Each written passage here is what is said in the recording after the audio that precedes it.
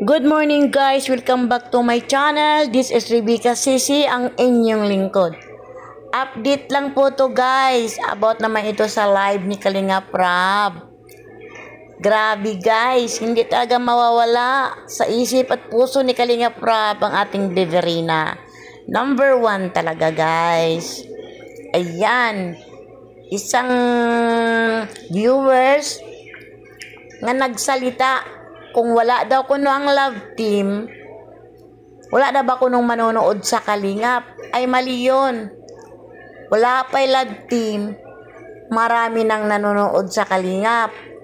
Viral ang Kalingap guys. Sa hindi nakakaalam dyan, viral ang Kalingap kahit wala pang love team. Yes. Ayan, isa dyan gani ang nabanggit niya ang pangalan sa ating Beverina. Ito po, pakinggan nyo. And wala pa pong love team, talagang marami na po nanonood sa Kalingap. No? Si Reyna po, si Reyna, sila Tate Robin, si Robilin, wala pa po yung love team. O diba guys, totoo naman na, kahit walang love team, maraming manonood sa Kalingap. Viral ang Kalingap guys.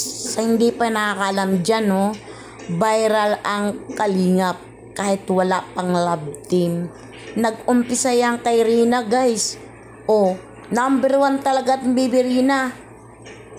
Nga viral si Rina kahit walang love team. Scout lang. Diba guys? Okay guys, hanggang dito na lang po ang aking video. Thank you for watching and don't forget to subscribe my channel and follow my page. Bye bye guys. To God be the glory.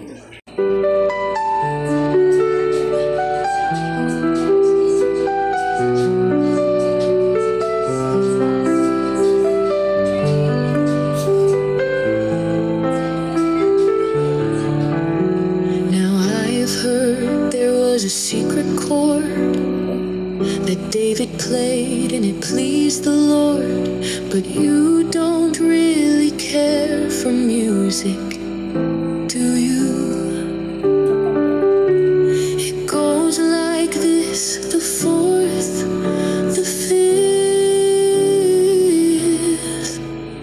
the minor falls, the major lifts, the baffled king composed.